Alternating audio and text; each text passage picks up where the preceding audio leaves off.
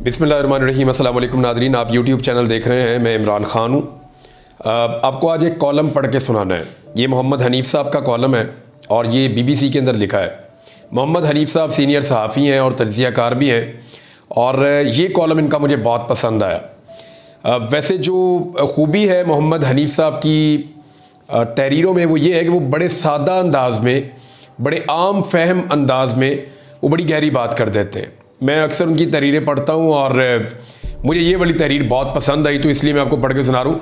और ज़्यादा पसंद आने की वजह भी ये है कि मेरे पॉइंट ऑफ व्यू के बहुत करीब है, तो इसलिए मैं आपको ये पढ़ के सुना रहा हूँ। लेकिन उससे पहले जो इमरान खान साहब ने कहा, अच्छा उनका जो ये जो कॉलम है या जो तहरीर है मोहम्मद हनीफ़ साहब की, इसमें इंफॉर्मेशन भी है और इसमें कुछ चीज़ों की खबर भी है और कुछ खबरों की तस्दीक भी है। वो आपके सामने आ जाएगी, ये इंपॉर्टेंट है। अच्छा, इमरान खान साहब का एक स्टेटमेंट है, उससे पहले मैं आपको वो बता दूं, ये रिपोर्ट हुआ पूरे पाकिस्तान में। उन्होंने कहा, एक जुमले का है, लेकिन इससे आपको आइडिया हो जाएगा कि मामला कहाँ जाके फंस गया, कहाँ पे रुका हुआ है। इमरान खान साहब ने कहा कि मैंने कोई डील नहीं करनी, कौम को वाज़े बता दूं, आपकी आज़ादी इनसे छीन कर वापस आ रहा हूं इंशाअल्लाह। ये इमरान खान साहब ने कहा कि मैंने कोई डील नहीं करनी, कौम को वाज़े बता दूं, आपकी आज़ादी इनसे छीन कर वापस आ रहा हूं इंशाअल्लाह। ये जी इमरान खान साहब ने कहा। अब आइए कि अडियाला से ऑक्सफोर्ड तक, ये मोहम्मद हनीफ़ साहब का कॉलम है। वो लिखते हैं कि ज़िंदगी में अंग्रेज़ी की जो पहली ज़ख़ीम किताब पढ़ी थी उसका नाम था द ग्रेट एस्केप। इसमें इन कैदियों की कहानियाँ थी जो दुनिया की महफूज तरीन जेलों से फ़रार होने में कामयाब हुए।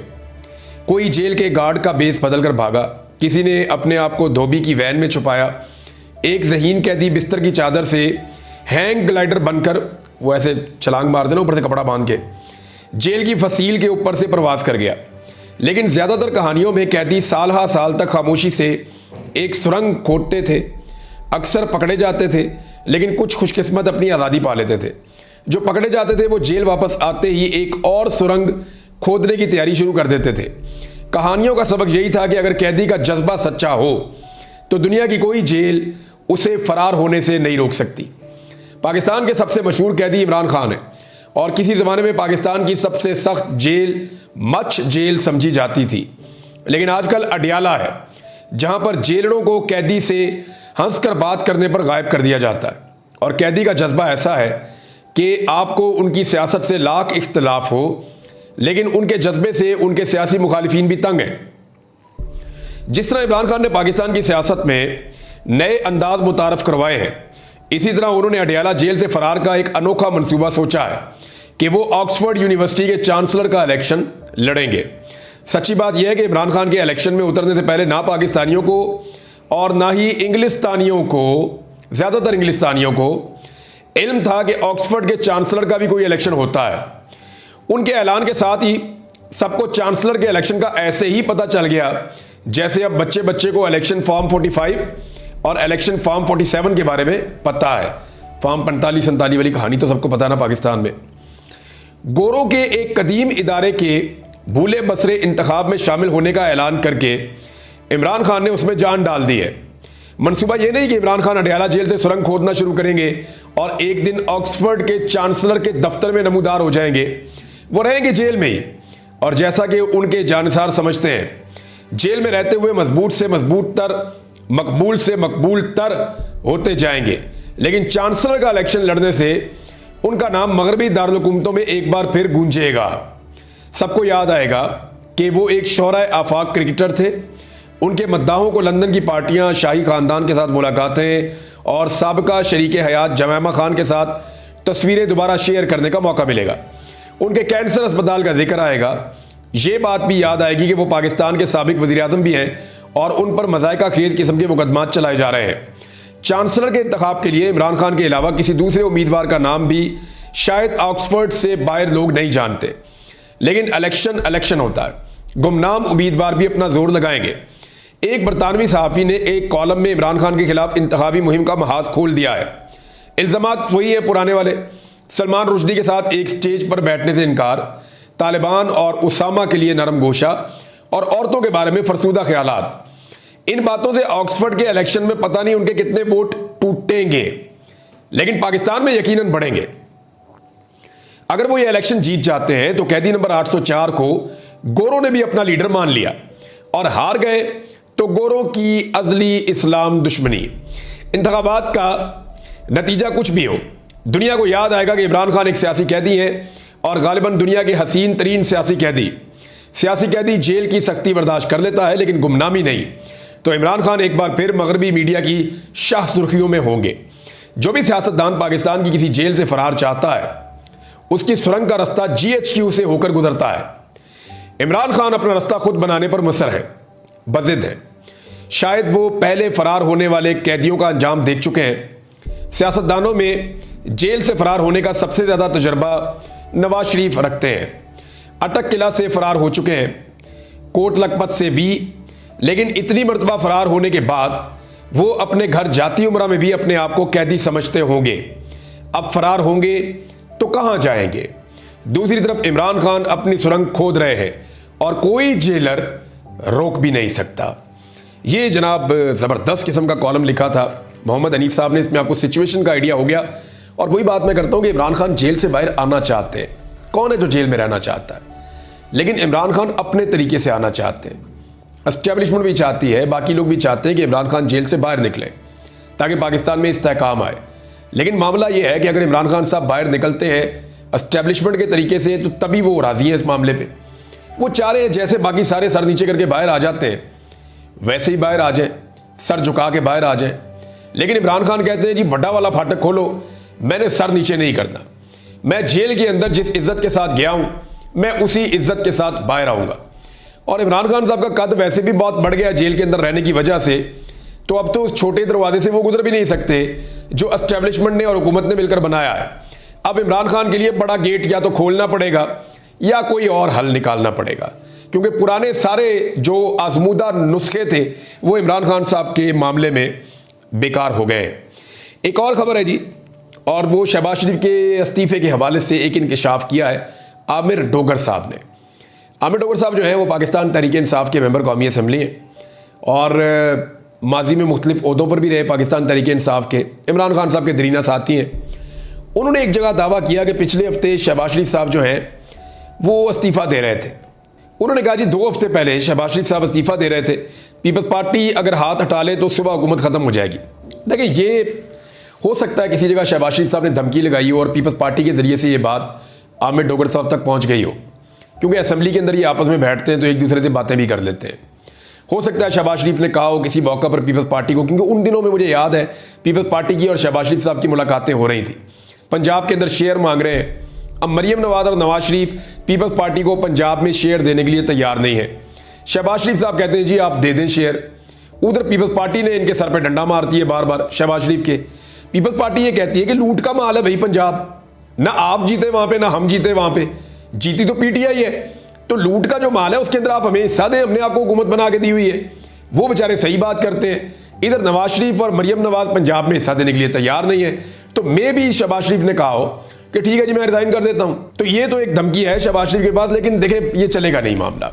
और मुझे नहीं लगता शहबाज शरीफ साहब कभी भी संजीदा होंगे, क्योंकि अगर इन्होंने अब इस्तीफा दिया या सियासत इस वक्त खत्म की और ये इलेक्शन के अंदर गए, तो पीटीआई का जो बलडोजर है वो इनको रौंद के रख देगा और इनको लेने के देने पड़ जाएंगे। अब इनको एस्टेब्लिशमेंट भी इलेक्शन नहीं जितवा सकेगी। हालात वहां पे पहुंच गए हैं, पाकिस्तानी बहुत मोहतात हो गए हैं। अच्छा, जो पाकिस्तान तहरीक इंसाफ का जलसा है ना, उस हवाले से अब मुतजाद खबरें आ रही हैं। एक तो इरफान सिद्दीकी साहब ने एक बिल मुतारफ करवा दिया सेनेट में, तो सेनेट की जो कमेटी है उसने वो बिल पास भी कर दिया। अब बिल ये है कि इस्लामाबाद में जो भी जलसा करेगा बगैर इजाज़त के 3 साल के लिए अंदर, और अगर कोई दोबारा जलसा करेगा बगैर इजाज़त के तो 10 साल के लिए अंदर। तो इस किस्म का बिल इरफान सिद्दीकी साहब, क्या ये सूट करता है उनकी शख्सियत को? यानी वो सहाफ़त की है, और सहाफ़ी जो हैं वो कम से कम ये ख्याल रखते हैं कि जमहूरियत होनी चाहिए, जमहूरी इक़दार होनी चाहिए। तो एहतजाज का एक हक़ होता है, पॉलिटिकल गैदरिंग्स का एक हक़ होता है, और जो जमहूरी सियासी निज़ाम होता है उसके अंदर ये बुनियादी और बेसिक चीज़ें होती हैं, इनके बगैर मुकम्मल नहीं होती आपकी जमहूरियत। और वो उसके ऊपर ऐसी कदगरें लगा रहे हैं, ऐसी पाबंदियाँ लगा रहे हैं कि जी आप जलसा बगैर, अब डीसी फैसला करेगा कि एक पॉलिटिकल पार्टी ने जलसा करना या नहीं करना। वो डीसी की औकात ही कुछ नहीं है। उसको जो ऑर्डर आ जाएगा इंटीरियर मिनिस्ट्री से, वो कहेगा जी नहीं करना। करना भी हो फिर नहीं करना। वो 10 दफ़ा मना कर देगा तो क्या 10 दफ़ा जलसा नहीं होगा? यानी यहाँ अदालत के अहकामात होते हैं और दूसरी तरफ से उनको रद्दी की टोकरी में फेंक दिया जाता है, एक कमिश्नर की तरफ से, एक डीसी की तरफ से। तो ये उन्होंने कोशिश की है, लेकिन इसके बावजूद पाकिस्तान तहरीक इंसाफ कर रही है कि अब हम नहीं रुकेंगे। रऊफ हसन साहब ने स्टेटमेंट जारी किया अपनी पार्टी का, और पार्टी के मुख्तलिफ लोगों से मेरी बात हुई। उन्होंने कहा जी बहुत हो गई है, हम 8 सितंबर के जलसे से पीछे नहीं हट सकते।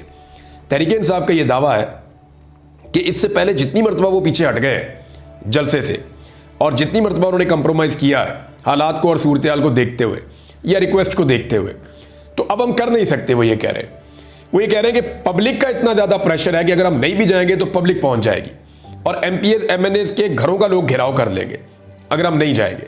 तो हमें हर हाल में पाकिस्तान तहरीक इंसाफ को अब ये जलसा करना पड़ेगा 8 सितंबर को। ये पाकिस्तान तहरीक इंसाफ की क़यादत अब खुलकर कह रही है। तो लेट्स सी हुकूमत कैसी सूरत हाल पैदा करती है। वैसे कंटेनर तो बेशुमार पहुंचाए हुए इन्होंने इस्लामाबाद में, और इस्लामाबाद को कंटेनरिस्तान एक तरह से इन्होंने बनाया हुआ है। एक और खबर है जी, और वो खबर यह है कि बलूचिस्तान की सूरत हाल पे ऑल पार्टीज कॉन्फ्रेंस बुलाने का फैसला अपोजिशन ने किया है। इस पे जो बातचीत की वो असद कैसर साहब ने की, और उन्होंने ये कहा जी कि हमें मिलकर बैठना पड़ेगा, हम स्पीकर से भी बात करेंगे, बाकी सबसे बात करेंगे। बलूचिस्तान की जो सूरत हाल है इस पर फजलुर रहमान साहब भी ये कह रहे हैं। अख्तर मेंगल साहब का जो इस्तीफ़ा है उसके बाद सिचुएशन पहले जैसी रही नहीं। यानी आप अगर बलोच नौजवानों को देखें तो नौजवान बहुत सारे हैं, उनके पास नौजवान क़यादत भी मौजूद है, लेकिन उनके पास सीरियस उनके अपने इलाकाई सियासतदान मौजूद नहीं है, बड़े नाम मौजूद नहीं है। अब अगर अख्तर मेंगल साहब उनके साथ एंगेजमेंट करते हैं तो ये एक बहुत बड़ी पॉलिटिकल तहरीक हो सकती है बलूचिस्तान में, और ये एक प्रेशर भी है ना नौजवानों का, बलूचिस्तान के आम शहरियों का, वहाँ के जो पुराने रवायती सियासतदान हैं उनके ऊपर। तो अख्तर मेंगल साहब का जो डिसीजन है उसकी बहुत सारी रीजंस हैं, ज़्यादतियाँ हैं, जुल्म है। फिर सबसे बड़ी बात यह है कि उनके ऊपर जुल्म किया जाता है और शिकायत नहीं करने दी जाती। यानी वो जब बात करना चाहते हैं उनकी प्रेस कॉन्फ्रेंस नहीं दिखाते, उनको बात करने का मौका नहीं दिया जाता। तो जब आप उनको मौका नहीं देंगे बात करने का, वो अपनी बात पहुंचा नहीं सकेंगे अख्तर मेंगल साहब, तो उनके पास फिर वो ऑप्शन लेस हो जाते हैं ना। फिर वो सोशल मीडिया का सहारा लेंगे जिसको आप डिजिटल दहशतगर्दी कहते हैं।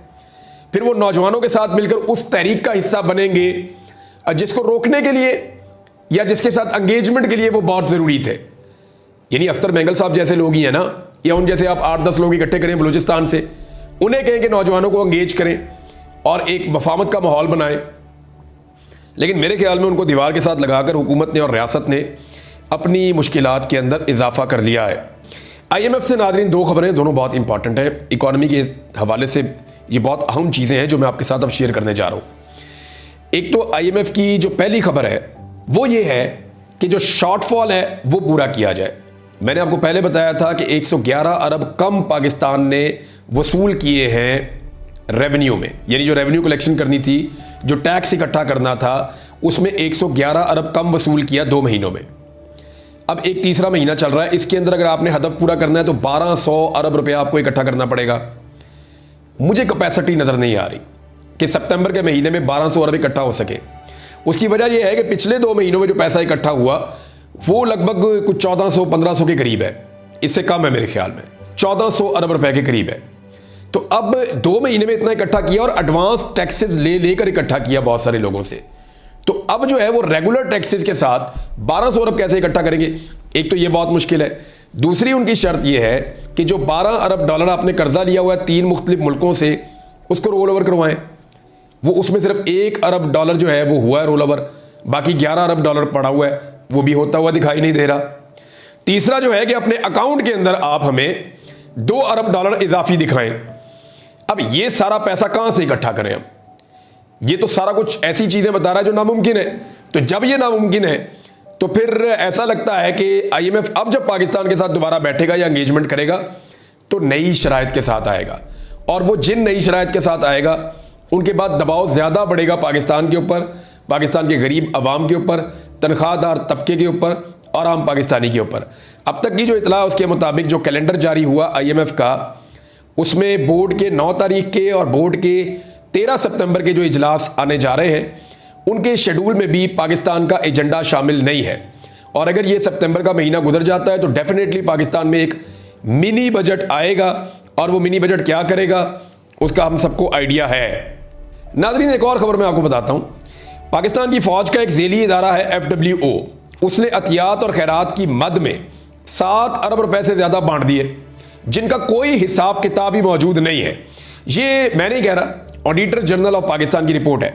ऑडिटर जनरल की रिपोर्ट 2023 और 24 में इंकशाफ हुआ है कि FWO ने बैरून मुल्क एक निजी कंपनी कायम की है। रिपोर्ट में कहा गया है कि एक निजी कंपनी में आर्मी अफसरान की खिदमात को प्रमोशन पेंशन के लिए शुमार होने वाली बाकायदा सर्विस नहीं कहा जा सकता। रिपोर्ट में यह भी कहा गया कि FWO ने हुकूमती मंजूरी के बगैर एक नया मनसूबा शुरू किया। ना तो इसके क़याम के सिलसिले में हुकूमत से कोई मंजूरी तलब की गई और ना ही खर्च शुदा रकम या मौसूल होने वाली आमदनी की तफसीलात महफूज की गई। यह भी नोट किया गया कि FWO ने 7,201 मिलियन रुपए इसके अतियात और खैरात कर दिए। लेकिन ऑडिटर जनरल का कहना है कि एक हुकूमती इदारा होने की हैसियत से FWO के पास खैरात देने का सरकारी इख्तियार नहीं है। मजीद कहा गया कि खैरात के मुस्तफीद होने वालों की या जिन लोगों को यह खैरात दी गई है उसकी कोई फहरिस्त भी दस्तयाब नहीं है और ना ही इस खर्च के लिए किसी मंजूरी का सबूत था। FWO के ऑडिट के दौरान माली बयानात से यह देखा गया है कि बाकी चीज़ें पुरानी हैं, लेकिन मामला यह है कि इतने सारे पैसे खैरात कर दिए, अतिया कर दिए, लेकिन किनको दिए कोई रिकॉर्ड नहीं है। ये मामला ऑडिटर जनरल और इसके ऊपर ख्वाजा आसिफ साहब का ये उनका है पॉइंट। वजारत दिफा क्योंकि उनकी है तो उसमें उनको बताना चाहिए कि एक्चुअली यहाँ पे क्या हुआ, इतनी बड़ी पैसे खैरात में चले गए जो ऐसे नहीं जा सकते कानून के मुताबिक। एक और खबर यह है कि कपास की जो फसल है पाकिस्तान में उसमें 60% कमी हो गई है नाज़रीन। यानी हमें पहले ही कपास इंपोर्ट करनी पड़ती है अगर हमने अपनी मशीनें चलानी है तो। और गवर्नमेंट की ऐसी नाकस पॉलिसी है क्योंकि गंदम में इन्होंने किसान को बहुत बुरी तरह मारा है। जब किसान को गंदम में मार पड़ी तो उसके बाद पैसा था ही नहीं, वो अगली फसल लगाने के अंदर बहुत कमज़ोर हो गया था। तो किसान इतना कमज़ोर हुआ है और किसान को इतनी मार पड़ी है पाकिस्तान में कि कपास की जो पैदावार है उस हवाले से बताया जा रहा है कि 60% कमी हुई है कपास की पैदावार में। और सिंध और पंजाब के गुज़िश्ता माह के अगस्त में कपास की पैदावार में 60% तक की खतरनाक कमी पर टेक्सटाइल के शोबे में बहुत तशवीश की लहर दौड़ गई है। वो पहले ही बेचारे बहुत महंगी कपास इंपोर्ट करते हैं और अब पाकिस्तान के अंदर 60% कम हो गई है तो आपकी जो इंडस्ट्री है टेक्सटाइल की, जो पाकिस्तान की सबसे बड़ी इंडस्ट्री है, वो तो पूरी तरह इन्होंने डबो दी, यानी डेलिबरेटली कर रहे हैं। और एक और काम करने जा रहे हैं, जरा ये आप कार्रवाई चेक करें। मैंने आपसे कहा आपको बताऊंगा मैं कि शुगर का मामला, ये जो गन्ने की खरीदारी होती है ना, इसके ऊपर गवर्नमेंट का एक चेक होता है कि इतने रुपए में गन्ना बिकेगा और इस तरीके से बिकेगा, इतने दिनों तक आप उनकी पेमेंट करेंगे और फिर इतने रुपए की आप चीनी बेचेंगे। गवर्नमेंट ऑफ पंजाब ने अभी ये इतलात आ रही हैं, इनकी कंफर्मेशन भी आ जाएगी क्योंकि अभी इन्होंने कोई नोटिफिकेशन मंजरे आम पे नहीं आने दिया। डिपार्टमेंट के अंदर से मुबैना तौर पे ये खबरें आ रही है कि इन्होंने फैसला किया है कि गंदम की तरह जैसे हमने छोड़ दिया था खुला किसान को, हम गन्ने के किसान को भी शायद छोड़ देंगे। और अगर इन्होंने गन्ने के किसान के साथ ये किया तो याद रखिएगा शुगर मिल मालिकान की जो है मौजें लग जाएंगी, क्योंकि ये सारे खुद ही शुगर मिलों के मालिक हैं। ये जितने भी जैसे IPPs हैं वो भी इनकी है, शुगर मिले वो भी इनकी है, सियासतदानों की, तो ये मिल के खाते हैं। तो तरीका वारदात इनका ये है कि अपनी मर्जी से गन्ना खरीदेंगे, जितना मर्जी सस्ता खरीदें, फिर अपनी मर्जी से रेट डालेंगे कि जी हमने तो बहुत महंगा खरीदा है, और अपनी मर्जी से फिर चीनी का रेट बढ़ाएंगे भी। ये जो स्कैंडल है इसके ऊपर मैं आने वाले दिनों में बात करूंगा। अब तक इतने, अपना ख्याल रखिएगा, अपने इस चैनल का भी। अल्लाह हाफिज।